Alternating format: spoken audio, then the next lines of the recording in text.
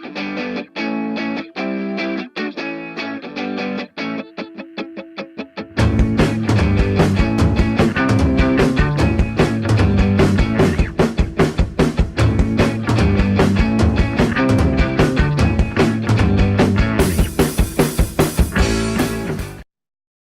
Fedheads, you're tuning in to another episode of Cigar Chat, broadcast live around the world and picked up on the Armed Forces Radio Network. I'm your host, John the Cigar Surgeon. Of course, we are picked up on YouTube.com, Facebook Live now, and broadcast from our home base at CigarFederation.com.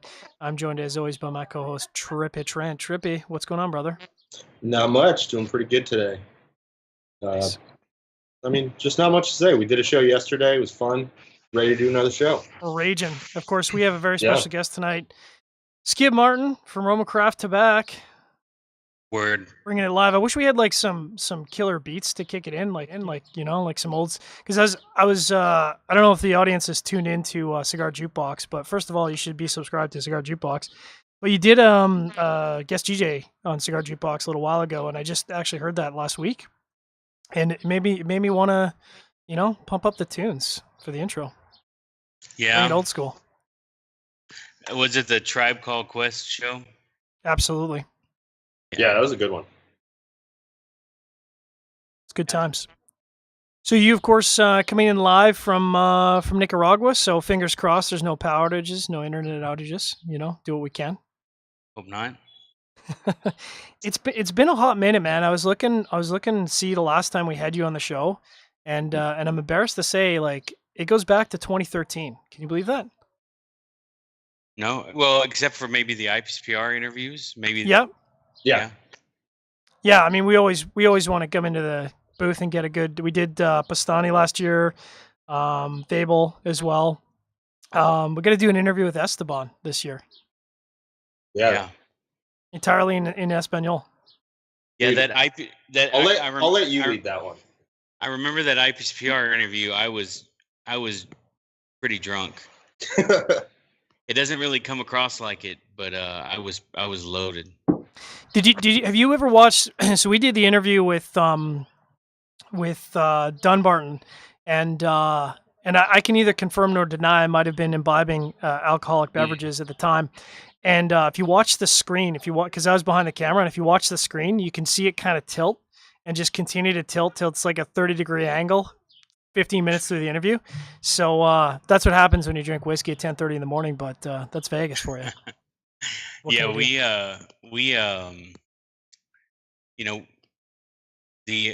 did a thing at our offices with a blog called Tuesday Night Cigar Club. Oh yeah. Mm-hmm. And I think we drank, between the 5 or 6 of us, I think we drank about 60 beers.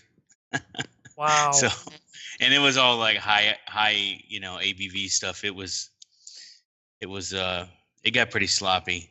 Yeah, you got that stash of all the barrel aged stuff and everything at your headquarters. Right. I think they just decided not to air like half of the interview because it was so bad. See, they say bad, I say good. Those are the. I mean, that's why we like sharing our pairings, because that's when the best stuff comes out, is when you get half in the bag, and then you're just like, whatever. I'm just gonna say stuff that's gonna get me in trouble in the industry. It doesn't matter. Yeah, fuck it. So, Skip, maybe let's start out with the most recent information. Because just last month, that's where my head's at. But this month, you guys announced a really cool cross license agreement with Zycar, which I thought was really interesting. Maybe talk a little bit about that and sort of where, and I assume that kind of comes from that cool package you guys did for the 5-year anniversary with the kit, and it had like the ash can, it had the lighter, it had all the accessories. But maybe tell our audience a little bit about that, because I think that's a pretty cool project. Well, thanks. The Zycar guys have for a while been working on with Matt Booth on a licensed product for Room 101, and they're very popular for Zycar. Last year, they're big fans of our cigars. I mean, if you go in their office, most of the people in the office smoke RoMa Craft on a regular basis. Nice. They're kind. In fact, they're the ones that coined the Weasel Team 6 moniker. So they're the Weasel Team 6 headquarters, right? So we trade cigars and lighters and cutters and butane and stuff all the time. So our 5th anniversary was coming up simultaneously. We just happened to be in Kansas City, and they wanted to show us some of their new products. And so, one thing led to another. Pretty quickly, we turned around the idea of doing the monolith with them. Because it contained both cigars and the accessories, it was a little tricky, particularly in Europe. So we did really well with that. I think we sold all of them in the first day or two of the show last year, and they got a lot of really good feedback on it. So when we were working on the monolith, because it had to be turned around so quickly, we talked about maybe doing something else this year, and then they just decided both here and in Europe they wanted to expand to do other products. So that's when we started working on this project. So we have this project coming out with them that is has some Neanderthal products, some Weasel products, some Intemperance products, and the RoMa Craft products. And then at Christmas, we're going to have a whole nother round of even cooler things for Cro-Magnon and for some FDA kind of regulatory branded things. So it's going to be pretty cool. Nice. So I mean, is that one of those things where it's almost like the brand, like RoMa Craft Tobac, starts to take on almost it's moving beyond the cigars. It's moving on to this becoming a lifestyle brand. Yeah, it's becoming a lifestyle brand. Do you see that's kind of where the direction is with the logos and the Weasel Team 6 stuff? I don't think so. I mean, like if you compare Tatuaje, they have their saints and sinners. Mm-hmm. General Cigars tried to do this successfully on a number of things. We kind of were born and grew up on social media, and we have a lot of people who follow our brand. This kind of the fan club thing, the Weasels. It's a lot more decentralized and kind of informal than the Tatuaje kind of saints and sinners stuff. But it's kind of along the same lines, right? It's like people who follow our brand. So look, we use Zycar products almost exclusively ourselves. If in our headquarters, we're opening a section of the headquarters and an online store to sell T-shirts, hats, and stuff like that. Because up to this point, we've had them, but every time someone says, "Hey, where do I buy a hat?" I'm like, "Well, we don't really have a way to sell it to you." Right. Right. So, so really, this is just an expansion of that. It's not a lifestyle brand. I mean, our company is all about the cigars, and so, but you have to have a lighter and cutter. Having a hat or a shirt or something, is cool. Kind of like the cigars from the very beginning. We've always made like really high quality swag, so we don't really give it away. But once when we do give it to someone, someone who posts really cool picture on Instagram, or someone who's comes to our events, it's kind of like a friend of ours. They last forever and they're comfortable, so people wear them all the time. And then what happens is other people say, "Hey, where do I get that?" So yeah, it's just a way for them to support the brand. The money we make on the Zycar deal is pretty insignificant. In fact, I was calculating the other day that our licensing agreement on the Zycar deal will probably pay for the Bovedas we give away in all of our packaging. So, it kind of cancel each other out. Yeah. The one big advantage though is if you make the products cool enough, even people who don't know anything about RoMa Craft will learn about the brand, Right. right? So your assumption might be that only people who really, really are into RoMa Craft will buy a RoMa Craft lighter or cutter, but actually the opposite is really true from their Yeah, data absolutely. on Roma on Room 101. There's a lot of people who bought Room 101 things where the cigars weren't even available, right? Right. And I So think that's kind of what I mean. Like, where the brand image, that the Roma Craft mentality kind of expands beyond the product, and maybe is a vehicle to bring people into that brand, because they sort of associate with these other things that are Roma Craft, and then discover the cigars sort of secondary to that. maybe, I mean, I hope that happens. Their problem is gonna be finding it. Hmm. That's gonna be the problem. I think about like if you remember the coffee project we did with Twin Engine Mhm. Yep. a couple of years ago.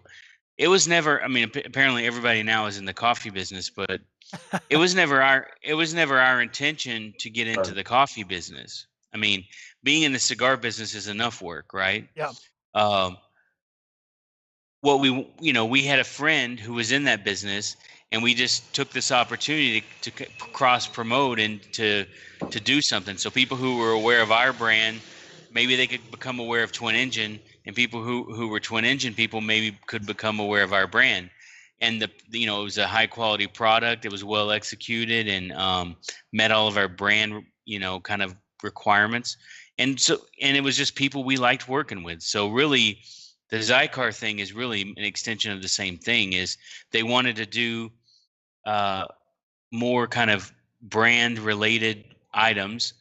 And I mean, because face it, if you've got a XI1 cutter and you've got maybe 4 or 5 extras, you're probably not going to buy another XI1 cutter. But if they come out with one that has a really cool Cro-Magnon design on it, maybe you will, right? So Absolutely. um, and more than anything, we just wanted to do more projects with those guys, with Kurt and Scott and Tim and Ryan and all those guys. So uh, that's really what it's about. It's not about us trying to become I mean, you're free to copy my lifestyle. I would. Your doctor would probably advise against it, but Well,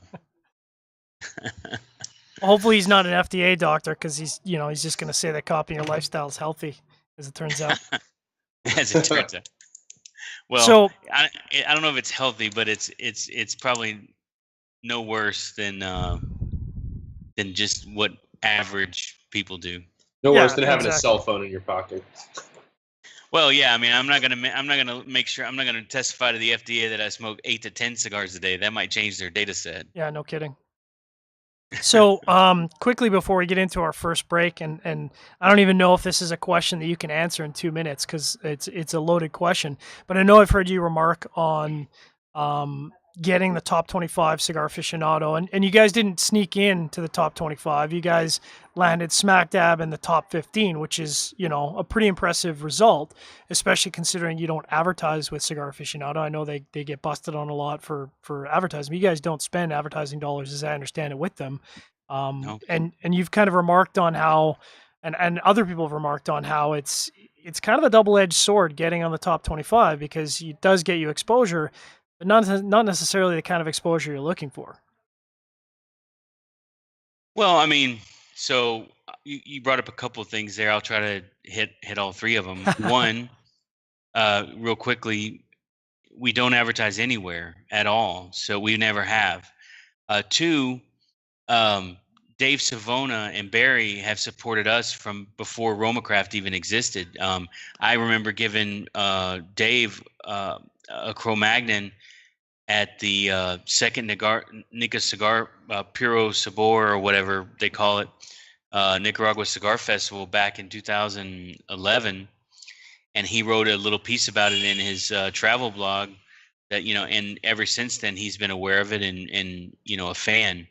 I think we've reached a point as a company where, we're like I said from the beginning, no one really believed me that we were going to get to 1 million cigars a year and stay there, and that's where we are, and that's where we've been for 2 years, and we're not getting bigger than that. So, the we're not going to have new products every year. We're not going to advertise. We're not going to all of a sudden, start trying to be what these other guys are. It just so happens that there's some stores in New York that sell our products. That's where they get the products for the reviews. Their Cigar Wrangler picked up some Cro-Magnons. They've reviewed three of our cigars, but they're all three Cro-Magnons. They've reviewed the Cranium, the Anthropology, and the Knuckle Dragger, all really well. But for whatever reason, they really, kind of were drawn more to that Anthropology. As to what it's done to our company, more than anything, it just generated a whole bunch of phone calls to us saying, "Hey, I want to buy some of those Cro-Magnon Anthropologies because I do samplers or whatever of all the top 25 cigars, and I never heard of you before." And of course, the answer was, well, you're calling after someone gets a rating to get something is probably not a good idea because it's now back ordered for 6 months. And really, more than anything, Anthropology wasn't a really, it had a pretty, all of our SKUs have kind of grown since we launched, every single one of them, even the Mandible. But the Anthropology was always maybe our third or fourth best size in Cro-Magnon, with Cranium and Knuckle Dragger and those things being higher. Anthropology now it sells more than Cranium just because of the rating. I think people are bringing it in that before just didn't bring in Coronas. So obviously we didn't sell to those people. We didn't open new accounts based on it. But it's nice to be recognized. We got a real nice plaque in the mail, and in our headquarters. If you go through a couple of doors back to the file cabinet room, you can see it hanging nicely there. So we're proud. It's always good to be recognized. But there's so much more, to me, so much more important than a subjective kind of ranking of cigars, right? Yeah. The fact that I was talking to Steve Sock about this last night, and he did an ad, his only ad he's ever done, that had like 400 different kind of cigar of the year blog notations and stuff for the last 2 years. And I said, there's been there's always you and Nick and Jose Blanco, and when Jose Blanco came out with the Cuenco y Blanca, he was on every single list in the top 2 or 3. Yep. Cigar of the the consensus rating, he was there. But the next year he probably couldn't sell 10 boxes of them. Yep. You know what I mean?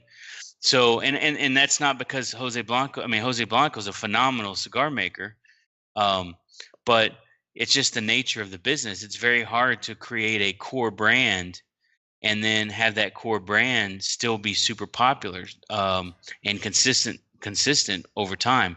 And I think that's a challenge for a lot of companies, our size and bigger.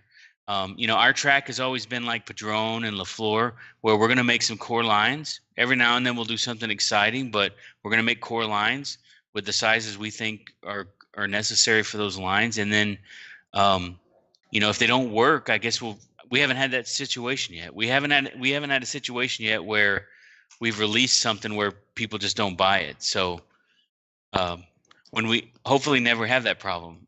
Yeah. But I'm sure we'll deal with it when we get there, if we ever do. So I'll take a quick moment here to, first of all, thank all of our live listeners tuning in at Facebook Live. Get your questions in. We'll try and get to those questions in our next segment. CigarFederation.com and YouTube Live. I'm your host, John Cigar Surgeon, joined by Trippy Trent. We have our special guest, Skip Martin of RoMa Craft Tobac.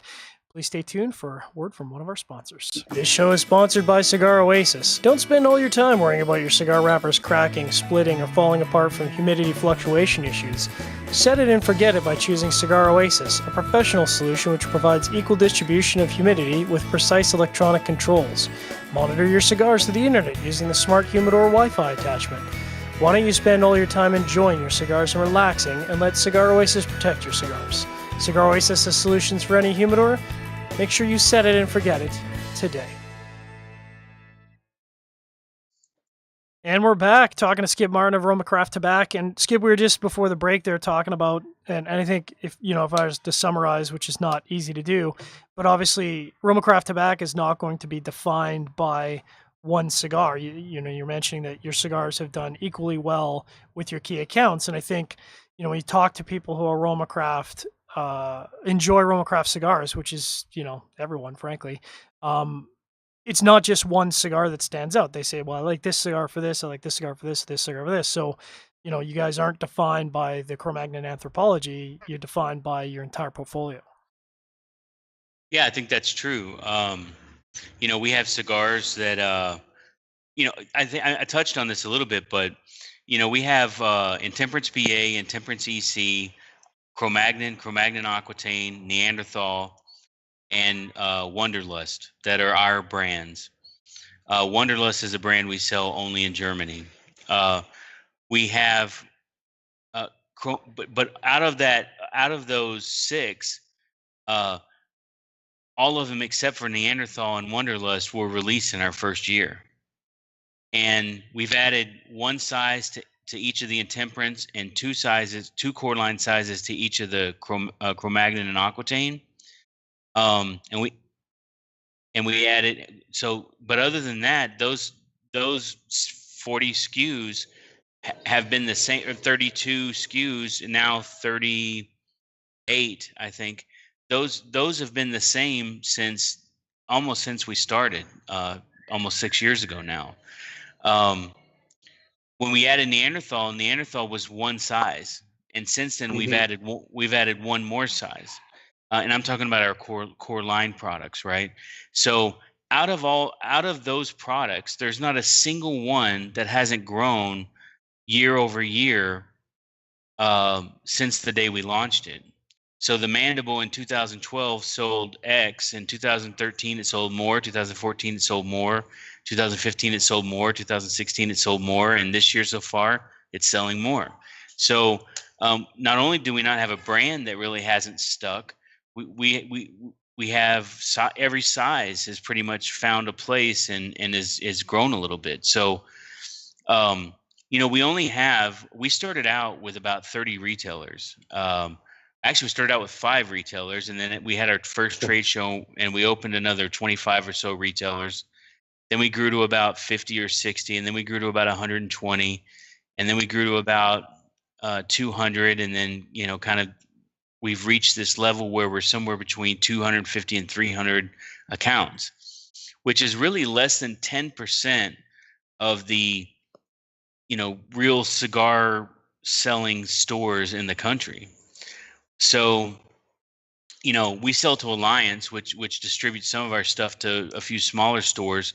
So we may be deeper penetrated into those 3,000 stores than we realize. But for the most part, we've only ever opened about 320, 330 accounts, and we still have 275, 280 of them that order at least every 60 days. So, and those stores that we're in, 200 of them or so are stores that they have something in every brand we make. We don't have very many stores at all that don't carry 2 or 3 of our brands, right? So, we've been really fortunate that, kind of from the beginning saying we're going to be this size and this is how we're going to operate. And by kind of being selective, and everyone says that they do this, but, the reality is a lot of small brands will see those 3,000 stores. They'll go after the ones that are, attainable. They'll lose 30 or 40% of those, and the next year they go out after another chunk of them. Then they lose 30, 40% of those, and they go after a chunk. And after 4 or 5 years, they've burned through 1,500 or 2,000 of the 3,000 accounts. And, you start seeing the slow decline of those companies, not just brands, but companies.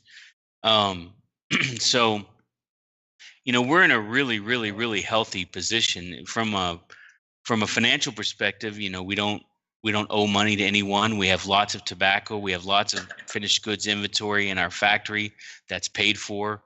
Our headquarters is really, really nice and it's paid for, and all of our inventory in the United States is paid for, and we don't owe money to anyone for anything. We don't have sales reps or brokers. We don't spend any money on advertising. So, our thing from the very beginning, and we make it look easy, but it's really not very common, is is just making really good cigars consistently and selling them at a fair price.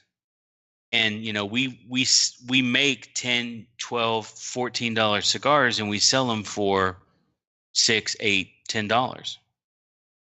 And that's been the secret to our success, and staying small and knowing what we're good at and staying focused on what we're good at. um, so I think at the end of the day, it's you talk about the lighters, you talk about all these things, but at the end of the day, we like the ratings, we like the recognition, but for us, the real recognition is when a customer walks into a cigar store and they know they're going to get 20, 25 cigars, because that's what you have to do to get the box discount, right? They're not a box buyer per se, but they want to get that 10% off. So they have an agreement with their shop that if they buy a box quantity, they can get a box discount. So they usually pick up their regulars, 3 of these, 3 of these, 3 of these, 3 of these. And then after that, it's kind of like, what's new? And our goal has always been to be in that core part of what they're buying, so that every time they walk into a store, that our customer may be buying a lot of things, new things, old things, things are a little more expensive, things are a little more everyday and cheaper, but that we're always in his hand when he reaches the register. And so we've been really fortunate that our plan from the beginning, and by sticking to what we believe in, the people who buy our cigars keep buying them. And it's kind of gone beyond that buzz, being hot brand or being a buzz brand, or whatever they call it. It's gone beyond that to, I feel like we've reached kind of the level where, with a lot of our consumers, where La Flor Dominicana is, or where um, other companies like that we respect.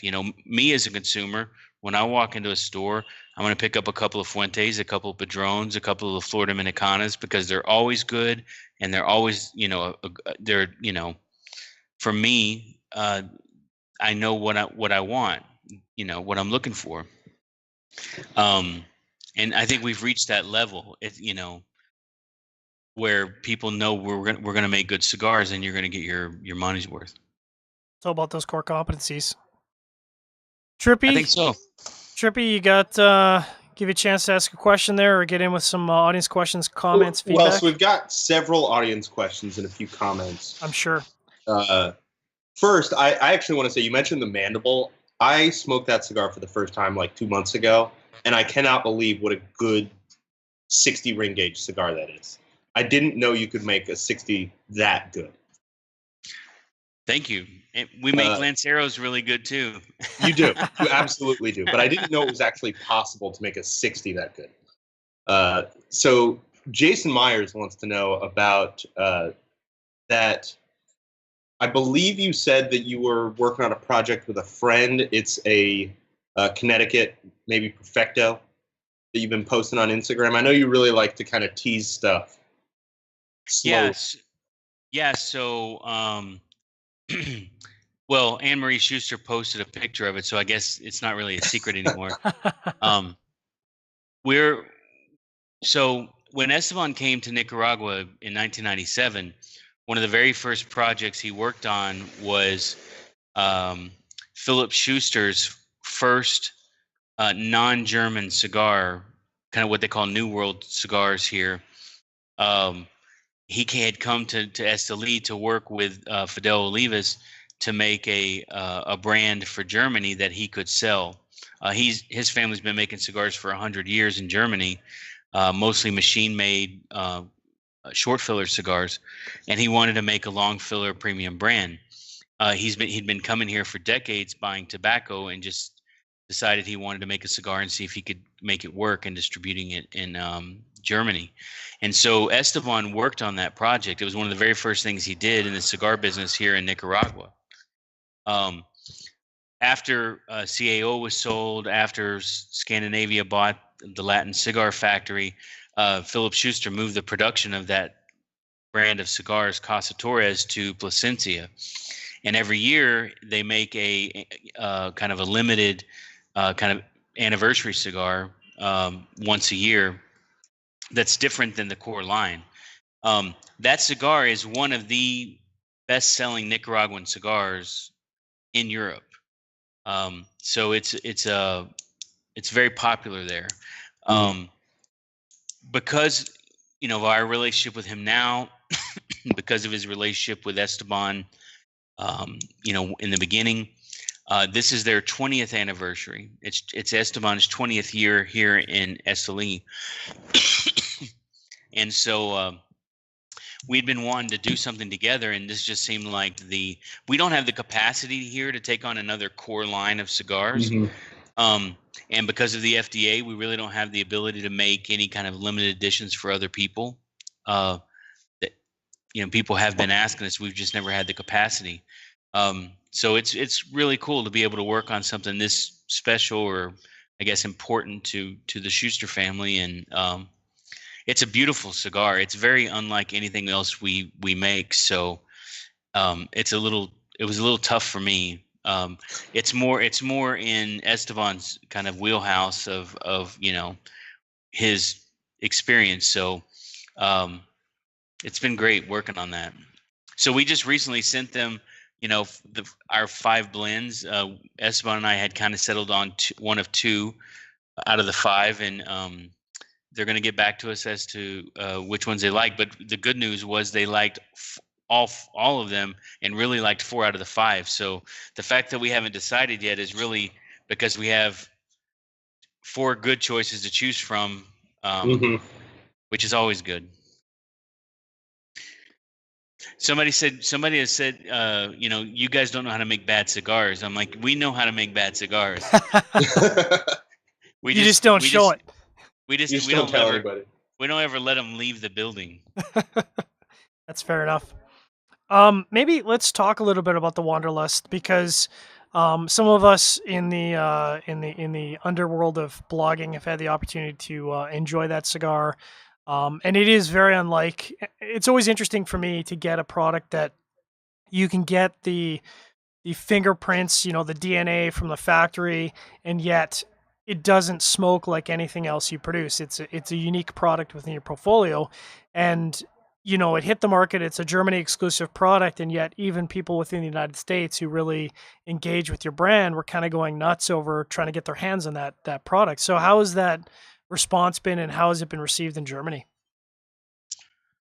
So a little bit of the history first.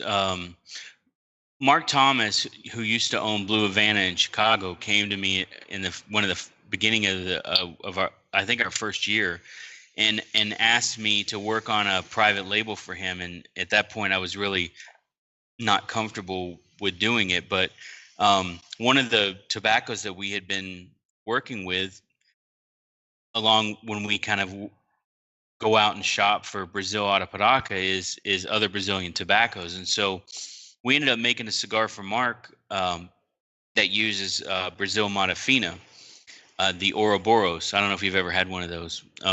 It's a private label we make for Blue Havana in Chicago, and it's a really, really, really good cigar. It was both the Abaddon and the Ouroboros that we make for that store in Chicago were 2 of the top 5 cigars for the Stogie guys one year, the year that they came out. And so the problem with Mata Fina is that the people around here in Nicaragua that use it bring it in specifically for themselves, and none of the other places kind of where you can kind of really shop for tobacco has it. It's become less and less popular, and even when you go to Brazil to look for tobacco, it's very hard to find, and it's super, super expensive.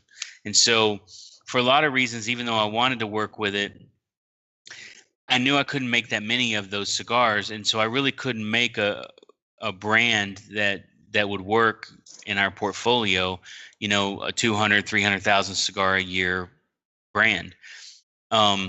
So when Philip Schuster and I started talking about, our opportunities in Europe, when I went over there a couple times, and one of my first trips, I got to tour his facility, and I started seeing kind of some of this tobacco that he has in his bodega, and one of the cigars that he has that I really really liked is a little cigar called Trio Lee that has Modafina wrapper and Cuban filler, one type of Cuban filler and one type of Modafina wrapper, and it tastes really good even though it's very simple.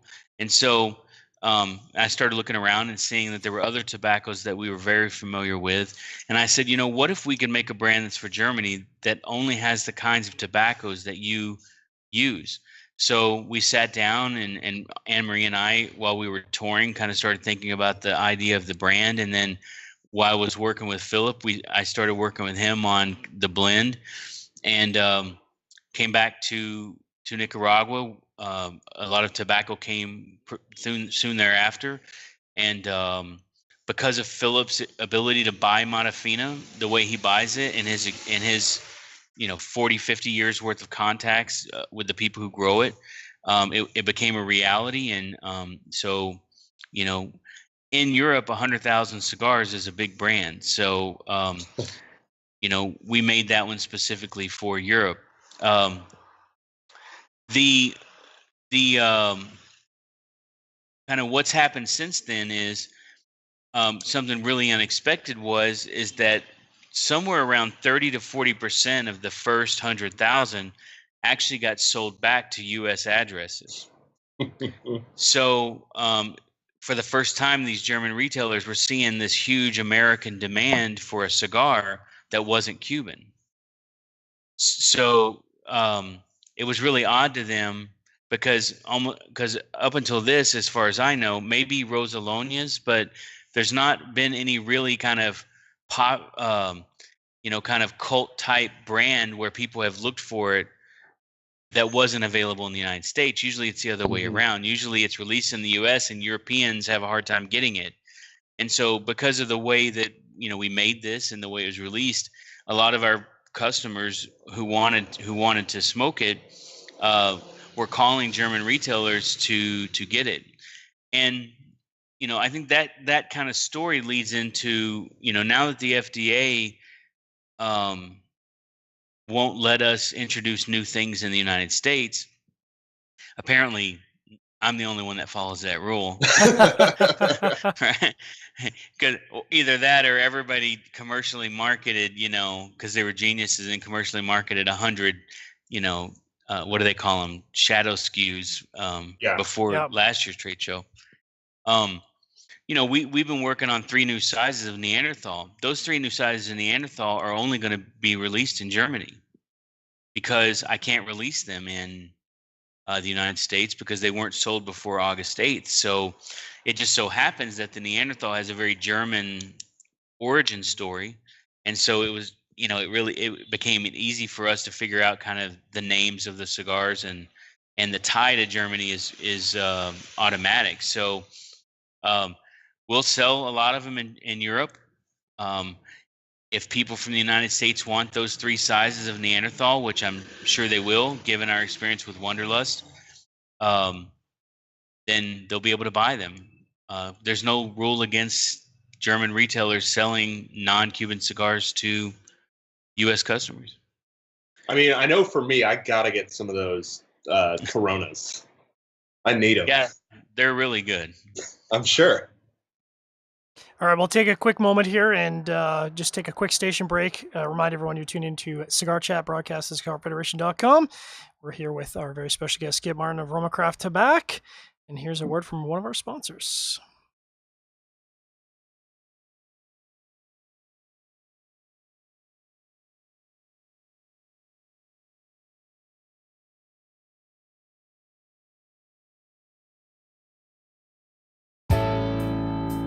brought to you by Gurkha Cigars. Gurkha Cigars, makers of the world's finest cigars. Try the 93 rated Heritage featuring Rosado, Ecuadorian Habano wrapper, Nicaraguan binder, and Dominican, Pennsylvanian, and Nicaraguan fillers. Blended by Gurkha's blending team at American Caribbean Cigars, it is hand-rolled Nicaraguan, available in 35-count boxes. Talk to your local B&M about the Heritage today, or talk to them about other fine Gurkha cigars. Whatever your taste preferences, Gurkha has a cigar that's right for you.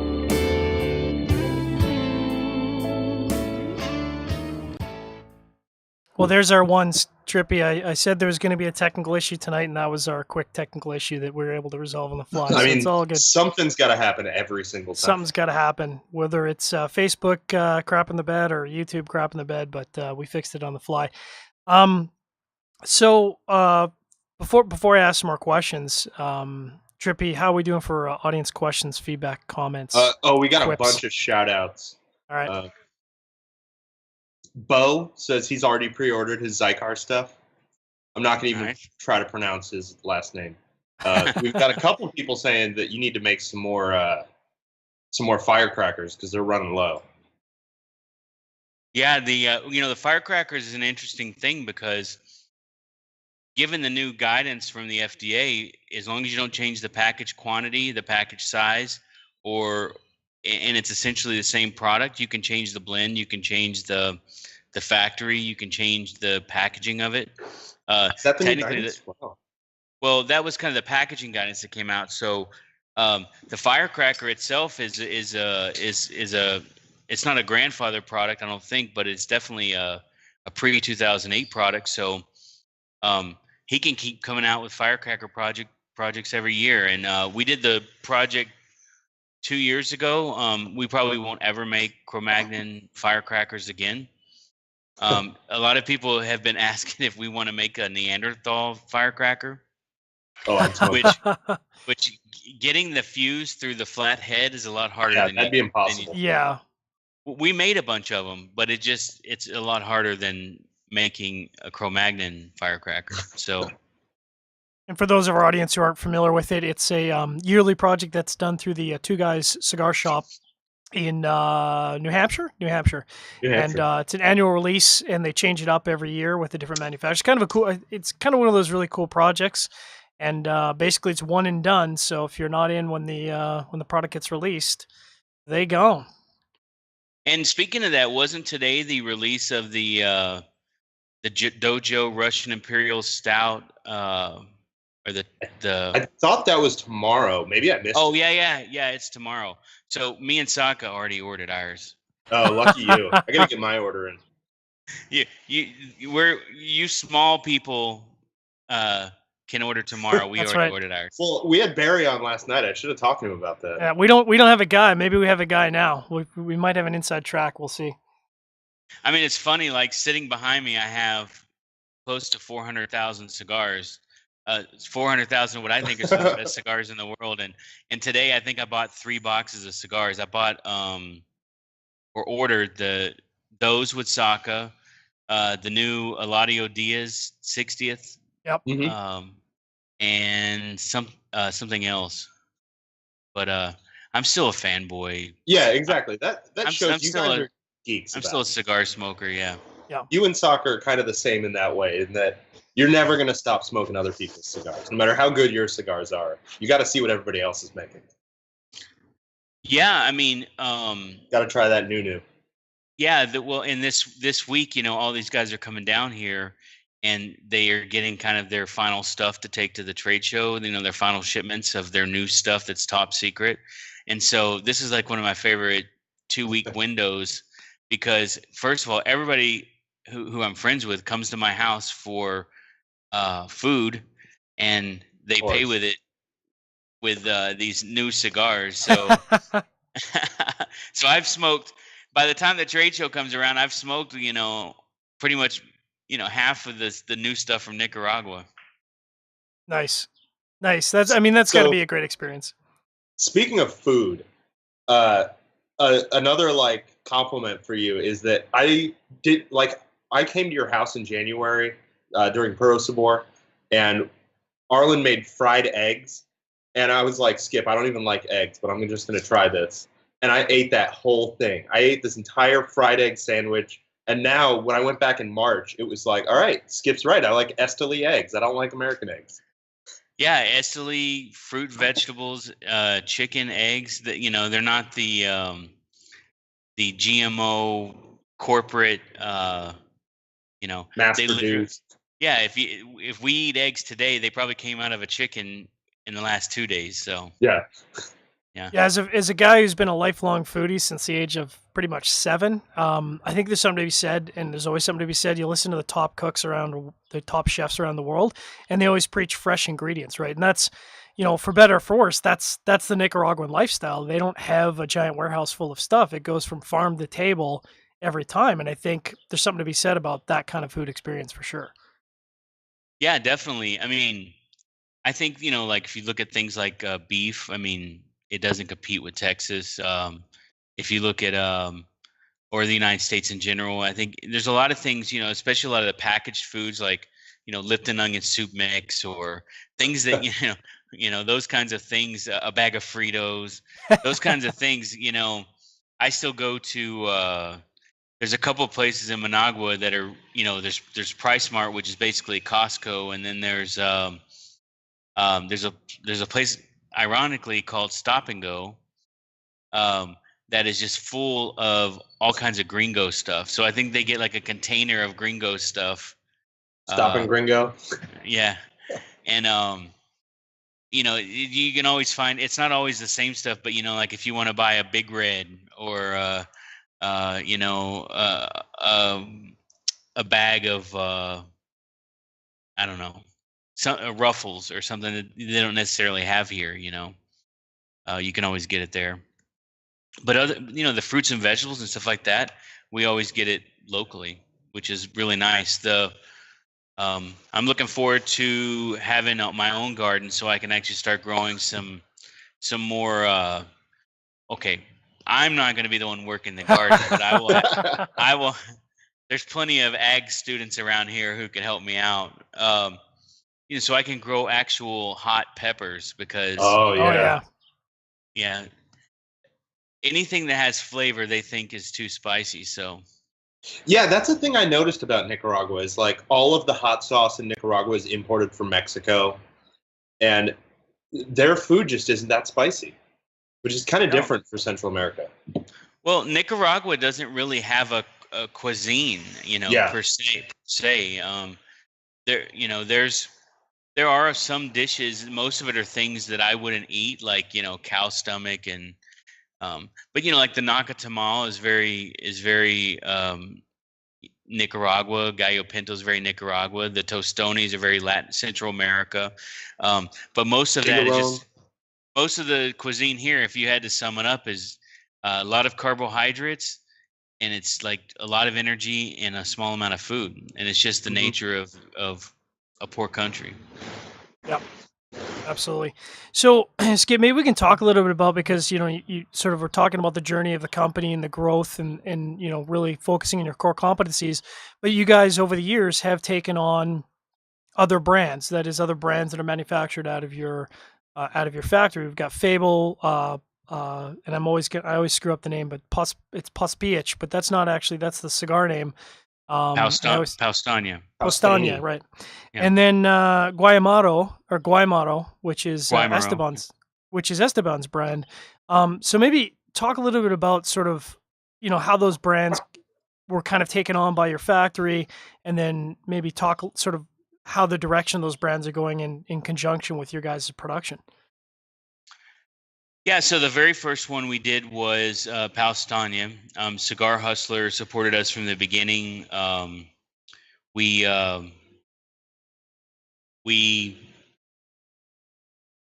They came down, they wanted to make a cigar. We did everything we could to talk them out of it. We put all the barriers up, and I gave them. I said, look, I can't ever do more than 50, 100,000 cigars a year, but at the time that seemed like a big number to them. But I think they have a big retail outlet for that type of cigar, and it's obviously a very Nica Sueño product. It's broadleaf and Habano, and it's not complete. It's different from Cro-Magnon and Aquitaine, but it's kind of their own little thing. And then because they were bringing that in, another one of our really good customers out of New York, Mom's Cigar King and Cigar Warehouse, Matul Shah and his friend came to us with an idea with a brand idea. And I said, well, if that's all well and good, but you got to understand tobacco. I'm not going to blend a cigar for you and then let you call it yours. Yep. And then, again, it's the same limitations as Mike and Greg. So, we did those two really more, again, the same as Zycar and the same as the twin engine coffees, because it's people that, are our friends. And more than anything, it's just more about working with them. And then Fable used Mike and Greg to actually do their importing for them. And then, Esteban has wanted to have his own cigar. But Esteban's not able to go to the U.S. and support a brand. So, but he still wanted to have something that was all his own. That I helped him a lot with the marketing side of it and that piece of it. But the tobacco and the blending and all that was all Esteban. And so Mike and Greg distribute that as well. But we make about 25,000 cigars a week, which is right under 1.3 million cigars a year. RoMa Craft is at 1 million.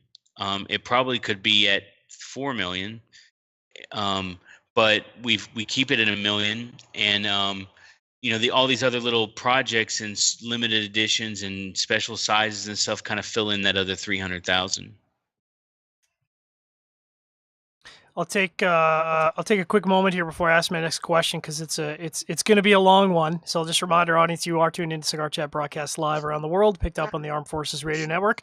We're here with our very special guest, Skip Martin of RoMa Craft Tobac. I am your host, John the Cigar Surgeon, joined by Trippy Trent, my co-host. Please stay tuned for a word from one of our sponsors. Show brought to you by Drew Estate. Until June 30th, if you're a Drew Diplomat member, you attend a rewards program event and make a promotional purchase, you will receive a Liga Privada Velvet Rat. You'll also be entered to win a Drew Diplomat pewter ashtray, mega standing ashtray, or the Swag Closet Humidor, dubbed the Divorcinator. All these products were built and designed by Drew Estate Subculture Studios. If you're not a member, download the Drew Diplomat app from the Apple Store or Google Play Store today. By the way, I'm smoking we're back. one of the new. What do you get? What? Oh, is that some new hot meat? Let me put that up on the big camera there. You want to hold that up for us again? Little sneaky. Yeah, this is one of the new Neanderthals. It's a 56 ring gauge, 4 3/4, and it is awesome. Dynamite. Yeah, we're gonna see it at the show. It'll be displayed, but the answer will be this is a German product. Yeah, we'll see how my weasel game is. I try to work on my weasel game. I like to think I'm a Weasel Team 6 member, so we'll see what happens. With a little whiskey, little beer, anything can happen. But I want to talk about, because we talking about cigars, we're talking about brands, but I kind of want to focus a little bit on the business end. Because I know at your heart, you have a business strategy, and that business strategy, you've talked about how it applies to the factory. So you guys have a plan. You're executing that plan consistently. You're at 1.2, 1.3 million cigars. You've taken on sort of some brands that are out of the factory. What is the business plan from here? What is sort of the goal for the next 5 years in terms of, where do you take the company? Is it sustained growth to get you to 2.5 million cigars, or is it another strategy? No, I mean, we do really well, and we're very happy with the size we are. And as a guy who went to a quasi Ivy League MBA program, business school, I can tell you that that's antithetical to the way we thought about things at Dell Computer or at HSBC Bank or even the Navy. Apparently we want to be an empire as well. So every organization I've ever been a part of, their goal has been, get bigger and global domination, Global right? domination. Yeah. And in every one of those organizations, I noticed the bigger we got, the less we were able to execute at the same level of excellence. Mhm. Yep. And whether you're talking about the military, or whether you're talking about a big bank and finance, or you're talking about a technology company, um, bigger is not better, and bigger is not even necessarily more profitable.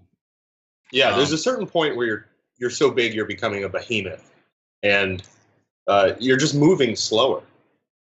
right. Yeah. So, I mean, I don't want to have Cro-Magnon cranium on back order for 18 months, right? We make it on a regular basis. We fill orders first in, first out. So, you know, we're doing our third price increase in 6 years this year. Actually, Saturday is the first day of the price increase. And, our stuff still, when I say price increase, you're talking about 30 cents here, 40 cents there, 50 cents here, right? So, um, but the bigger chunks of the price increase come on the products that are always back ordered. So, you know, um, our competitors are selling cigars, come into the market with an untried cigar at $10, $12. We've got cigars that we've kept really good for 6 years that are still under $7. So we have a whole lot of room. I mean, we're super profitable right now, um, at both the gross and net level. And so, probably, we'll just keep, easing up the prices as everybody else has to ease up prices for things like FDA and other things just to stay profitable, and cost of goods sold and other things. We'll ease up prices just because that's the nature of economics, and we'll keep putting that money back into our people at the factory, into our people that work for us in Austin, and into our savings accounts. I mean, hopefully Roma Craft will outlive me, and for Mike and I, it's not really about it's not about being bigger than another company. It's about making, our mark and doing what we want to do. From the very beginning, when Mike and I sat down and said, okay, this cigar we've been making that doesn't have a name is really popular. We've sold in a couple of months more cigars than Mike had sold um, his entire, 3 4 years he'd been working on his brand, Adrian's. And he's like, I can't believe how well this is doing, and we're not even in retail shops. So, um, we sat down and we said, okay, if we're going to do a company, like what is our purpose? Because I mean, what the world needs now is not another love song and not another cigar company, right? um, so it's like, well, how are we going to justify starting a new cigar company? And it was we want to make cigars that we're proud to put our name on, and that we're proud to smoke and sell them for a price that is accessible by people who smoke cigars every day, um, and that competes against cigars that are more expensive. We want to, if we want to stay lean, and if we hire people, we want to take care of them the same way we take care of ourselves, pay them really good salaries, make sure they all have really good health care insurance, make sure that we don't hire them today and then hire someone else 2 months from now and then fire them, and what a lot of companies do. Every person that's ever started for us in the States still works for us. Every person, there's like 4 people out of the 60 people or 65 people we've ever hired at the factory that don't work here anymore. So taking care of our people, if you have an organization, the purpose of the organization can't be just making money, and it can't just be feeding my ego or Mike's ego, and it can't be just um trying to survive either. So um and then we said we don't want to work with a lot of the retailers because a lot of cigar retailers are just fucking horrible at business. And it's like we don't want to do business with those kinds of people. And so how do we do all these things and still do business? Because at the time, you look around, there's not very many, if any, companies that accomplish all of those things. And so, I feel like if, probably about 2 years ago, we reached a point where I was like, this is where we wanted to be when we started. And, every day, every week, every month, we sit down and say, how can we do better? You know, a common thing I read on the internet is about, I can't afford to pay people $15 an hour because, then my business will go out of business. And, then I would have to raise my prices and nobody would buy whatever I'm selling for the new price. And, if you've got to ask someone to pass up other opportunities and come work for you, you want to pick the best people and then pay them like they're the best people. So, that's what we do. B, just because you get a curveball thrown at you like a price or a new cost doesn't necessarily mean it has to necessarily translate into a higher price. We're constantly doing things to take unnecessary work, unnecessary waste, unnecessary cost out of what we do. So if we used to buy a certain tobacco at X amount per pound, it goes up 40% in 1 year and then goes up another 20 or 30% the next year. That adds a lot to the amount of the product. How do we deal with that? We don't just increase the price and say, hey, prices are going up. We go and look at it and go, well, if we lost 21 cents over here, how can I find that 21 cents over here, right? The user fee added 5 cents to our import of every cigar. Well, we had to go find 3 or 4 of that 5 cents in waste and other things, and then pass less of that on than hopefully other people do. And that's how we constantly stay really competitive. Also, we don't have any middlemen. We don't pay anyone to sell our cigars, like a cut. We don't pay anyone to import or distribute our cigars. We don't pay anyone to make our cigars. So really the only middleman in the entire supply chain is at the very beginning, from the farmer to us. There's a middleman.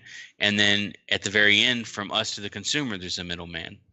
But other than, because I don't want to be a farmer and I don't want to be a transactional retailer anymore. So those are by choice. I'm going to ask a quick question before I turn it back over to Trippy here and some audience questions and comments. And I know it's probably going to be a quick answer, but I'd be remiss not to ask, as a large Canadian retailer, any plans now or in the future to expand into the Canadian market, such as it is? Very unlikely. I hope that people in Canada can figure out a way to get cigars from us if they want them. They do. They do. The same as the people in New Zealand and Australia and Switzerland and Amsterdam and London in the UK. We just don't have the all the cigars we sell in Germany, Czech Republic, and the countries that the Schusters help us get cigars to. All those cigars we could sell in the U.S. ourselves and make twice as much money. For me, really being over there is more about, who knows, one day, you just got to, it's more about being, kind of like hedging your bets and diversifying. Yep. But, in a sense, it's helped us out, become more of a global brand. But then comes the questions like, when are you going to start distributing to, American Samoa? It's like, probably not anytime soon, All right, Trippy. All right.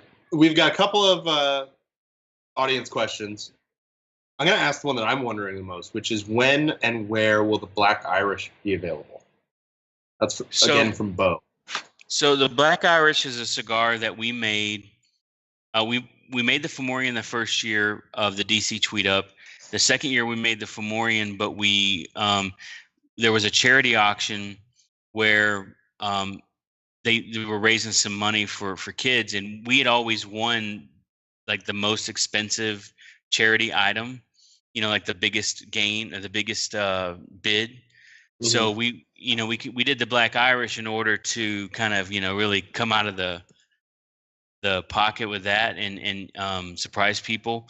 And then we started doing the Black Irish every year, kind of just personally for like the Jerry Herf and for the DC Tweet Up, just for me to have a cigar to give people who were coming that that they couldn't buy. Esteban went crazy and made like 2,000 of them, and and they had been there for like a year, so I just needed the space and boxed them up and sent 100 boxes to Mike in Austin. And honestly, once they left here, I told Mike, do what you want with them. So I have no idea where they went, when they're going. I don't know, to be honest. So all the people who keep asking me this question, you guys can start blow up Mike. Blow up Mike, yeah. Maybe we'll put him on. We'll put him on heat at the IPCPR, and we'll drop that question on him and see how he responds. Yeah, and actually, if I was a cigar guy, I would become really good friends with Coy, because Coy's kind of has a lot more time than Mike has, and you could probably get a lot more insider information from Coy than you could get from Mike. But the answer is I don't know where they are, to be honest with you. I don't know. I don't think we've invoiced all of them, so I don't know what Mike's plans are for them. I do know that anytime you come to the factory, you can get one. And I know that anytime you see me, I have something on me that you've never smoked before. So if your weasel skills are sufficient enough, it isn't, nothing we make is out there to make people, it's not like the Monster series or the whatever the VIA stuff. It's just something that I make at the factory. And in this example, it was something that we did before August 8th, so we could do it, I could send them up there. Just like if you want a Wonderlust and you come by our headquarters in Austin, there's probably a good chance that there's some there. I'm not technically able to give you one, but if you were to somehow snatch one when I'm not looking, gotta get your weasel game on. Gotta have strong weasel game. Right. Back to you, Trippy. So the other one is actually with the Wonderlust. So Christopher Brown has been hearing rumors that there's some Cuban tobacco in there, and he thinks it's not true. But do you care to tell us? Well, that's one of the cigars we don't really talk about, the filler. Here's what I will say.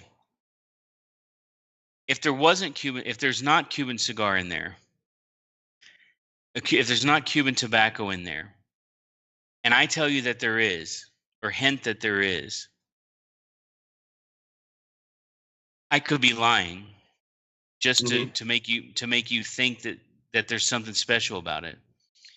If there is Cuban tobacco and I just insisted that there wasn't, and I could be lying, and you see what I'm saying? It's like, yeah. The cigar is what it is. What I will tell you is that probably 50% of the cigars out on the market don't contain what they tell you it contains anyway. And there will be as soon as there's a way to get Cuban tobacco into a U.S. cigar, there will be no shortage of these guys who will say, well, I found this tobacco and I've been working with Cuban tobacco for years, getting ready for this moment, and that's what makes it so great. It's like, okay, no one's getting Cuban wrapper, period. Yeah. Even the Cubans aren't getting Cuban wrapper. Yeah. Most Cuban filler is not that differentiated. What I will say this. The best component of for me, of the type of Cuban tobacco I would use if I was to use it, or the type of Cuban tobacco that we have used in things that we've made for private people. The main thing I try to do with Cuban tobacco is to get the aroma from it. So it has very little, if in anything that I will ever make, it has very little to do with the flavor. So if you can take the cigar apart and you can look at the tobaccos and you're an expert in tobacco, then you can decide what's in it. But other than that, smoke it. And if it tastes good, um, that should be enough, right? My answer is much shorter than Skip's, having smoked it, and I can say smoke it, and if you know your tobaccos, you can figure it out pretty quick. That's my answer. Trippy? I think that about ties it up for the audience questions. Let's talk about the, can we talk about the Intemperance Whiskey Rebellion that you did with Dojo? Yeah. So Because that was an exciting project. Yeah, so Whiskey Rebellion was a brand that I wanted to work into the portfolio, and I was going to make it. There was going to be an existing Intemperance BA size that we were going to make as a limited size, like the Revenge or the Ada Oskeet Skeet or the Vanity. We were just going to make another kind of limited size that we branded Whiskey Rebellion for events. But then when we started working with it, I was like, why kind of constrain myself with the blend of the BA? Why don't we try to work on a new blend? And we had this blend that we wanted to make into a third Intemperance brand. And we already had we have Intemperance BA 21, which is the 21st Amendment. We have Intemperance EC, which is the 18th Amendment. And we wanted to do a new brand called Intemperance WR 1794 for Whiskey Rebellion. And at the same time, Dojo was, asked us if we would be interested in participating in their annual cigar thing. And I said, we don't really do those soft pack bundles like you guys normally do, but I already have a blend that I'm really excited about. And around that same time, because it uses an Ecuador Habano that yields out of our Aquitaine Habano. So the real heavy Aquitaine Habano that we buy, some of it is a little bit thinner and a little finer and a little nicer, and we yield that out. And we had been using it on projects like Abaddon and Palestania, but because we're making so many more Aquitaine now, there's a whole lot more of that left over than we've ever had. And so I knew it couldn't be a whole. I didn't want to go out and start to get a different kind of Ecuador Habano, but I wanted to make a brand that I could make and sell, 100,000 again a year. That couldn't be a really big brand, but I wanted to be something I could make consistently. And so at that time we were starting to work with Famous. Our issue with Famous was we didn't make enough cigars to keep Famous happy.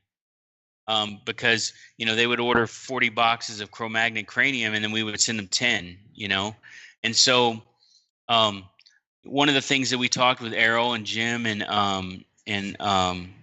that team with was, hey, you guys do the distribution of the Dojo project. I talked to Eric and those guys about doing our Whiskey Rebellion brand idea on Dojo.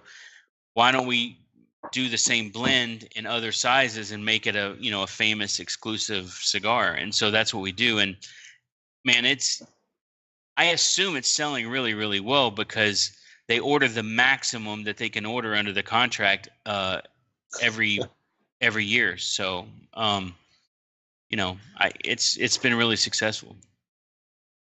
Nice. Drippy? Well, I just want to say Nick Melillo just started watching and just said word a couple times. I don't know what it was in response to. So there's a project that I wanted to. Nick and I have a project. Every time we get together and start drinking, we have the bands designed, we have the box designed, we have the blend pretty much narrowed down. We have the fact that we want to work with each other and do a project out of Nico Sueño for Nick.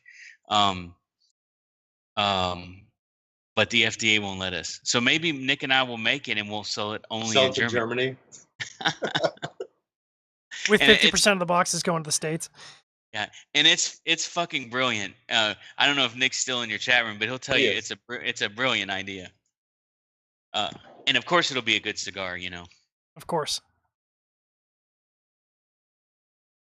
Sorry, All right. I'm just reading Nick's comments. It'll be more commercially successful than Nosotros.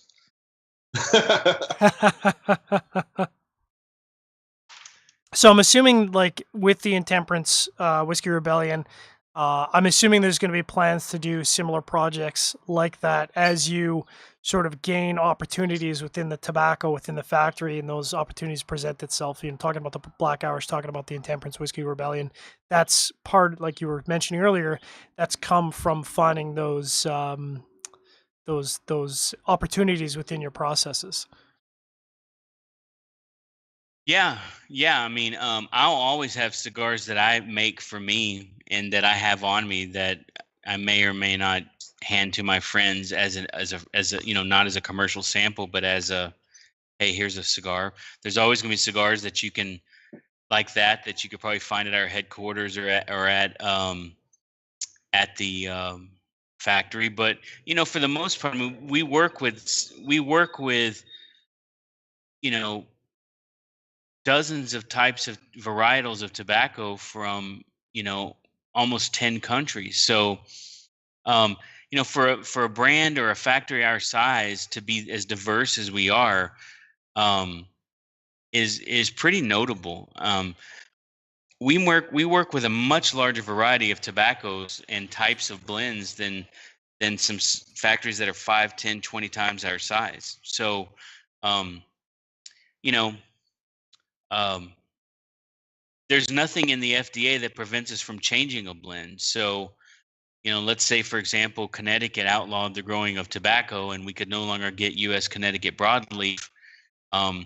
Maybe we'd have to turn Cro-Magnon into some completely new blend. So, there's always those things out there where you still have to be on your toes and aware of new things that are going on out there. This Muestra de Saca stuff that he's working on, there's all kinds of really cool, interesting stuff in that, in terms of making cigars from one farm, trying to take strong tobaccos and make a mild cigar, all kinds of things like that are really cool, just from the perspective of like going back to the beer analogy. Who wants to just make American Pilsner? You know, if I own, and I may one day, if I owned a brewery, we would probably make sours and IPAs and stouts, and we found new hops, we would try new things, and that's so yeah. Well, the answer to your question is yes. We'll always be doing those things, and fortunately, we're very fortunate that our business model is set up and our core brands support us just continuing to be really good at what we do. People in this business will tell you that's a lot harder than you would think. So talking I've about, got, go ahead. I've got a question now that you're talking about beer. If my Facebook politics don't Don't alienate all of our, yeah.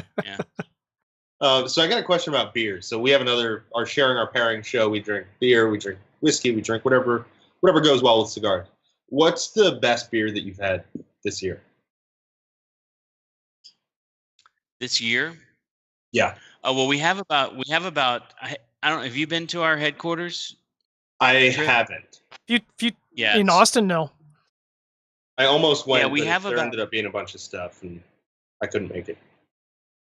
I think we have about 6,000 beers, probably somewhere around 1,200 different marks of Oh, beer. man. So there's things in our office that I haven't even tried yet. I'm more of a heavy beer guy. Um, we got a keg of a beer from Bell's that was new to me. The double hearted ale, which Oh I know yeah. is not rare, but for a lighter beer, it was something that I just enjoy. Here in Nicaragua, Moro Potente is Oh yeah. kind of a new brand, and it's as close, I think, to craft beer as anything here. In San Juan, there's a brewery that there's a really good red ale that they make. But I would say if I had to say what was the best thing that I drank this year, it's probably um, Firestone's Velvet Merkin barrel Oh aged yeah. was probably one of the best. Um, the 1050 bourbon barrel aged in Oh, yeah. the tall can was great. Um, I mean, there's so many good. I mean, there's a lot of average ones out there too. But just I guess it's a lot like the cigar world. Yeah, it really Uh, is. It's everything. yeah, Everything has like there's a certain level where everything's good, and then there's some things that just kind of peak above that, and then there's a lot of stuff way under that. But Mora yeah. I Potente, think we actually went there in March when we were in Nicaragua. John didn't go; it was too late. It was his bedtime. I think that was yeah. a I rough think day, yeah. you know beer is a lot. There's a lot more possibilities with beer. The reality with tobacco is, regardless of what all of the poetic people who make up their story to go with their brand tell you. My friend Carlos Sanchez, who's kind of half crazy, half drunk, and um, uh, whatever, always crazy, sometimes drunk. Um, he always says that there's no tobacco from Mars, and what he means by that is literally there's no tobacco from Mars, but also that there's no tobacco out there that none of us haven't tried. I mean, there's no such thing as some strain of tobacco that I'm going to be able to throw into a cigar and miraculously make something that tastes like you know Peach cobbler. the front I side was of a thinking peach or peaches. whatever. Yeah. Um. So the thing about making cigars, in my opinion, is and it's not about having this super tuned palate. It's if you think about it in terms of sound, if I'm a person who can hear things that 98% of the other people can't hear, and I'm composing music and it contains those things that no one else can hear, then what fucking good is it, right? Yeah. It's the same way. It's the same way with tobacco. It's like if you have a palate that allows you to taste things that nobody else can taste, when you actually put it into a cigar and the average guy smokes it, he's not going to be able to taste that anyway. So it's like composing a symphony out of frequencies that only dogs can hear, right? um, so for me, you got to have a good palate. You don't have to be a super taster, but you have to have a good palate and a good memory, and you have to spend a lot of hours, tens of thousands of hours, becoming an expert on the tobaccos that you use and knowing what they're going to taste like, looking at a raw leaf and knowing how it's going to be able to ferment properly, and knowing the process to get it from A to Z, knowing what your Esteli Lajero tastes like that you put into this blend, and making sure that you understand if that changes, and then how do you adapt to that, how different tobaccos work together. Just like food, when some things you might like this, you might like this, but when you might like pickles and you might like peanut butter, but you're not necessarily going to eat pickles with peanut butter. I don't know if that's a good example, but I mean, it's a terrible example because there's a burger place that's really big here in Portland. They just opened a new location right down the street. Their specialty is a burger with bacon, peanut butter, and pickles. Okay, how about pickles and orange juice? I don't know. That's Yeah, better. pickles and oranges is better. Yeah. But yeah, so I mean, you know, most of what you hear from people, particularly people who I can tell you are not in Nicaragua a lot, if ever. or in Dominican or wherever they fucking make their wherever they became. Wherever they're like, like the story, like the Mormon that went into the woods and Jesus talked to him, but nobody else ever heard it. A lot of these cigar brands seem to have evolved the same way as the Book of Mormon, where they went into the woods and somebody spoke to them and gave them this magical blend with this tobacco no one ever heard of, and then whatever other bullshit smoke and mirrors they put around it. The reality is that there are people out there. And I'm trying not to go. This is like when old school rappers start talking about mumble rappers. I'm not. I'm trying not to be that guy. I was actually, it's funny because I was actually going to take it there because I was going to say like a lot of what you're talking about is what DJ Herc talks about, which is don't try to tell this other story. Don't talk about how great you are. Tell your story and make it your story. And if you focus on making it your story, it'll be great. But if you focus on talking about how much money you have or how great you are, or how many girls you have, it's just like everybody else. Well, yeah, there's that, and then also, if you wrote a song and I ask you, okay, so tell me where that lyric came from. Where in your life what life experience led you to that lyric? Yeah. It's the same in tobacco. I guarantee you, and if Nick's still on, he could tell you the same thing. That if you came up with a cigar that I make. And I'm not trying to get someone to challenge me, but if you came up with a cigar that I make or that uses tobaccos that I use, and you sat it in front of me, if I tasted it, I would know pretty much if it was my cigar or not, probably within a 98% certainty.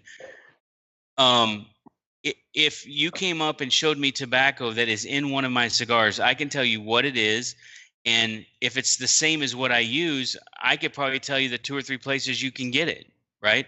There are guys out there that have cigar brands that have all these stories about how they blended the cigar and how they come down here every 6 months and make sure that the person who makes millions of cigars is doing what they're supposed to do. That if you opened up, if you knew what their blend was and you sat those 4 or 5 tobaccos on a table, some of them couldn't tell you Viso Seco Ligero apart, and probably more than 80% of them couldn't identify those tobaccos varietals that are in their own blend. And so, it's a little bit frustrating to me because I spent so much time down here, and it is a little bit of a sacrifice to be here all the time. It is a little frustrating to me when I hear these stories, particularly when they say things that are not possible. But then when they say that the reason why their cigars are better is because of this thing that I know is not true, and then I think of the poor, guy who's been doing this for 30 years behind the scenes, who really is the guy who did that, who gets zero of the credit. Luckily, he doesn't speak English and he doesn't listen to the all these bullshit interviews. But I just wish for once when Cigar Aficionado gives the #1 cigar to some fucking slapdick Cuban guy whose grandfather was a tobacco plant and was selling real estate and used cars until about 5 years ago, when he stands up to take his award for the #1 cigar of the year, if he would thank the guy who actually fucking blended it, Copy that. End of I rant. hear that. Copy that. I want to talk a little bit about something that was kind of a fun project you did. And if anyone's been down to the factory, they've seen it firsthand, where you took, because I think we have this in common. You grew up with hip hop. I grew up with hip hop, and it's a music that kind of tells the story of my life a little bit, not in the way that the hip hop artists do, but I associate myself with that journey. And so you've taken some of the lyrics from songs that were influential to you and incorporated them into the factory. And it's just a reflection of your lifestyle there and your philosophies. Maybe talk a little bit about that for those who haven't visited the factory and probably should. So how is my lifestyle here relevant to hip hop? Is that the question? No, I just want to talk about all how you incorporated that into the factory. I listen to hip hop all day in the factory when I'm here. So I think some people like it. Some people it annoys the shit out of them and they have their own headphones and ignore it. I don't know. I mean, obviously I'm not black. I don't think, I could start listing all the hip hop guys like the Beastie Boys and, Eminem and other guys who, Eminem was just poor white trash from a trailer park, and hip hop was the way that he, um, was able to, I guess, relate and turn what he was feeling into an art. So um, I'm not a rapper, I'm not a hip hop guy, but I grew up really poor, and I didn't grow up in like a boys in the hood, but I grew up. I was at times at schools where my nephew and I were the only white kids there. So, um, I was surrounded by that culture, and kind of all the way through the Navy. And I don't know. It's like it's like religion, or which political party you vote for, or what kind of music you listen to. Is a lot has to do with just how you were socialized when you're young. And I was socialized around hip hop. I mean, if you think about the modern hip hop movement, it's basically my life. It's my lifetime. Um, you know, when I actually really started listening to music was the late '70s. I was 6, 7, 8 years old, and that's when whether you're talking about Blondie's Rapture or um, that stuff. You can go and listen to, like you were saying, the Cigar Jukebox piece we did on Tribe Called Quest. I kind of talk about my whole kind of awakening to hip hop, but I listen to all kinds of music. I don't listen to like electronica or club music, but I listen to country music. I listen to because I grew up in Texas, so. Um, but old school hip hop for me is where it's at. And Prodigy just died. He was a part of Mobb Deep, which is Yep. an East Coast hip hop artist, and um he's kind of my age. Fife from Tribe died last year, and Hmm. he's kind of my age. And so um these guys, when they were 18, 20 years old, when I was 18 and 20 years old, they were my age, and they were talking about the things that I had experienced in the 80s. Uh and later on they're talking about the things that I had experienced in the 90s and in 2000s. And so um you know I think being around poverty, being down here kind of in la lucha, as they say, in the fight, um kind of everything is a lucha. um Being poor is a lot easier here than it is in the States, I think, because it's just a different culture. But still, being poor anywhere sucks. And um you know I think if it translated, I think hip hop would be huge in down here, Yep. because when you live the way I live here, simple. Fortunately, there's not a lot of crime here. There's not a lot of drugs here, and those aspects are out. But when you're talking about just single growing up with a single mom, or witnessing domestic violence, or wondering where you're going to get lunch, or sewing shit onto your shirt so it seems, or having a fake polo because you want to be fly, but you ain't got the budget for it. um all those things, you can, most people here, and definitely me growing up, I could relate to it. So um I don't know, that's why hip hop appeals to me. Yeah. um in terms of how it relates to factory is, I think we just keep it, we keep it real. It's about the craft. It's about doing shit that you can be proud of, and not, unlike newer hip hop, it's not about talking about how great you are and making up some bullshit story. So um I don't know, I post some heavy metal every now and then for those guys too. So the IPCPR sent out an interesting question. I want to get your take on it because we've been asking some of our guests on Cigar Chat. So they essentially sent out a poll about because the future location of the IPCPR is unknown a little bit. It's been in Vegas, it's been in Orlando, it's been in a number of different places. first of all, for you, what's been your favorite place to have the IPCPR? And secondly, if you could choose a place within the continental United States, where do you think the ideal location for the IPCPR would be? I don't know. I mean, I've been to IPCPRs in a lot of towns. My first one was in Opryland. I went with a media guy. That was a long time ago. Nashville. I've done Orlando recently since I've been in the business. I've done Orlando, New Orleans, Houston, Las Vegas. Really, it doesn't matter to me where it's at. I think Las Vegas is as good a place as any. New Orleans is a little bit kind of the roughest, probably. To me, it doesn't matter where the show is at. To me, the bigger question is, look, if they could figure out how to have it in Las Vegas every year, year after year, it would make a whole lot of things easier. In terms, you wouldn't have to move your booth around. You could make your reservations a year in advance. A lot of those things.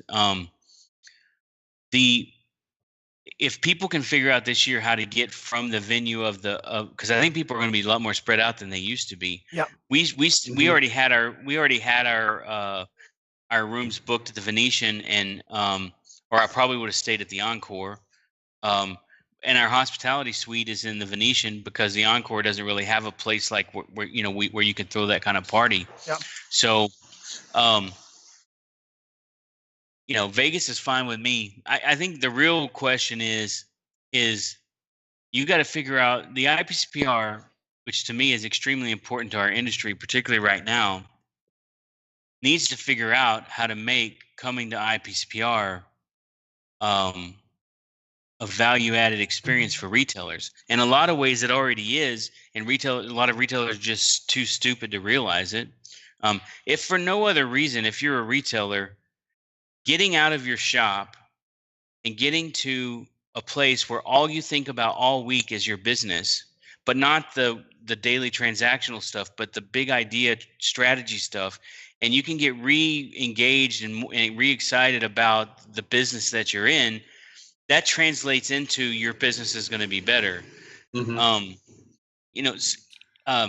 The thing is, there's a whole lot of retailers who just don't give a shit about cigars anymore. Yeah. They might as well be selling fucking, cheap plastic dancing Chinese flowers or something, or big mouth bass plaques or something. And those guys are going out of business. At the end of the day, those guys will not be in business. The world is moving to a point where there is no place for those guys anymore. So maybe IPCPR needs to be smaller. Maybe it needs to be more like what it was 20 years ago, where it wasn't about these monolithic booths and all of that. Maybe it needs to be more about just the fellowship and the relationships. Because Mike and IPCPR is expensive, but Mike and I can buy some tickets to go to Las Vegas, and we can meet with 100 or 200 of our customers that we would have had to have bought 80 plane tickets to go visit. Yeah. So for me, even if I don't sell anything, which we will, most of anything we sell probably won't even ship till January, because all of the stuff we're going to be sending to the States between now and December is already ordered, probably. But it's more important about Mike and I getting together for a week with all of our staff. It's about, re-honing our message. It's about getting excited about the cigar business and reconfirming these relationships with people we only see once or twice a year. And but if no retailers show up, then we're better off just having an event in Austin and spending our $8,500,000 paying for people we want to come to Austin. At that point, if the IPCPR can't convince retailers to come to wherever it is, then we'll build an event that convinces the people we want to talk to get all the things that we get out of IPCPR. We have the facility for it, so we'll just come feed them barbecue, listen to some live music, drink some craft beer, and smoke some cigars, and we'll do it ourselves. So I hope people get away from this idea that, well, if there's no discounts, I'm not coming to the trade show. So we'll see. This year, we're going to be busy either way. Just by the nature of our size, we're going to be busy. And the types of customers that we deal with are not the types of customers who sit and piss and moan on a stool from behind their counter where they never move. So, we're going to be busy, but anecdotally, there are a lot more of our customers who have said that they're not coming than ever before, and there are people who were going to spend the money to have a booth who are just going to leave their booth empty. They're going to pay for their booth and just not show up. So it'll be interesting when we get there. It'll be interesting to see how it goes. For me, at the end of the day, I'm going to try to focus on what's going on for us, and secondarily focus on what's going on in the industry, because the battle that IPSPR is fighting for us is extremely important. And it's not our place to give money to CRA. It's not my desire or Mike's desire to give money to give to a PAC so that the PAC gives money to politicians on both sides and that bullshit. But we are actively engaged in contributing specifically to the legal fight, because we believe that that is one of the most important kind of possibilities of keeping us going. So a lot of that money for that legal battle comes from the trade show. Nice. Trippy? Comments, questions, feedback? Dave Burke says, move it to Brisbane. Fuck that. Everything would have to be wrapped in brown paper. Yeah, exactly. And it would be taxed by weight. And so, anything where you have to pay more by weight, I'm an automatic loser in that situation. Yeah. No way. Exactly. Well, we're obviously very much looking forward to the IPCPR. We're going a little big this year, which we've never done in the past. So check your email, because we're going to have a bit of a shindig, a soiree, as they say, because we're kind of blowing it out this year, I think, much more than any other year in the past, for sure. Look, man, if anyone lives within a $200 airplane flight from the trade show, they should come out the second to the last, the 3 nights in the middle, and consumers, whoever, if they want to come to our hospitality party, they're welcome to come. Just get in contact with Mike and I, and if we recognize you and know who you are, we'll make sure you get a ticket to come in. And our hospitality parties, with the Stogie Review guys, we did a party in New Orleans, I think about 11 years ago, or no, 9 years ago. Yeah, 9 years ago. The Tweet Up, and man, that's getting old. And then we did it again the year after that, the BOTL Tweet Up in at the trade show in New Orleans. And so I'm all about just getting together, separate from all of the whatever, and just drinking a beer. And we got to I forgot to even mention this, as expensive as this guy is. I should have said this 5 times by now. A guy who knows a guy who knows Nas has a friend who's a DJ in Vegas, and we've got a really good world-class DJ playing our little bitty house party. So yeah, that sounds dope. Yeah, it's gonna be off the hook. Yeah, who knows? Maybe we'll be twerking, and you might be. I won't. You might be. I don't have enough to twerk. I can't make that work. I'm a schmedium all day long. I got nothing to twerk, unfortunately. Any final questions, comments there, Trippy? No. We got a lot of comments. Most of them are just shout outs to Skip and agreeing with everything he says. No, not everything. Well, if that's true, The it's people who completely are watching agree with you. if that's true, it's completely opposite than from my Facebook experience. So That's right. So if there are any questions, I'll be happy to answer them. But afterwards, if you guys want to send anything out, I can. I'm always on Facebook, so feel free to ask me there as well. Absolutely. Well, Skip, we're obviously very much looking forward to catching up with you guys at the IPCPR. It's a working trade show, but as you said, it's a great opportunity for us to catch up with a lot of people who we call friends. We don't have a lot of those opportunities throughout the year, and with everyone in one place, it's kind of the event that we look forward to every year, and so we're very much looking forward to seeing you and catching up with all your guys at the trade show for sure. Cool, man. You may not recognize Mike. Apparently, he's lost like 60 pounds. So Whoa. Oh damn.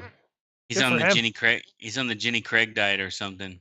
So Mike's not going to be twerking either, is what you're saying? I don't know. Dude, I know we were talking last week about how Omar had the dance moves. Dude, Mike's got some dance moves too. Mike's definitely got the dance moves. All right. Well, I think there's a dance challenge. Then we have to see his moves. If the DJ's playing, Mike's got to. I don't know if he's going to do some old school breakdance moves, but I got to see some moves before the night's out. You know what I'm saying? All right. All right. Well, thanks, guys. Thanks, Skippy. We appreciate Thanks it. for joining. And we know this is a busy time for you. We appreciate you taking some time out of your busy schedule to talk with us. We'll try and not make it another 4 years. The next time we have you on the show, we'll try and have you post up PCPR and kind of talk about the show and talk about, what the rest of 27 is going to bring. And really appreciate you taking your time. Anytime, guys. Thanks, brother. And as we say on Cigar Chat, we're kind of going into a big weekend here. It's Canada Day on Saturday, so happy Canada Day to all of our Canadian listeners. And of course, I'd be remiss to not say happy 4th of July coming up next week right after. That'll be a great party, great event, great celebration of the States. It's 150 years for Canada, which doesn't seem like a lot, but it's kind of a big deal for us. So thanks to everyone who's tuned in live. Thanks to everyone who's participated in our questions and comments and feedback. We'll be back next week. We won't have a guest. We'll be talking IPCPR coverage and kind of what our expectations are at a regular time of 8 p.m. Eastern. Of course, we're going to have Sharing Our Pairings on Wednesday with a old but regular member of Sharing Our Pairings on Wednesday. So you don't want to miss that one. That'll be a good show as we lead up to our coverage. And of course, make sure to tune into our live, semi-live coverage of the IPCPR. We're going to be blasting out those videos every day. So check out our channel. And thanks again, Skip, for being on another Cigar Chat. Everyone stay safe and have a fantastic weekend.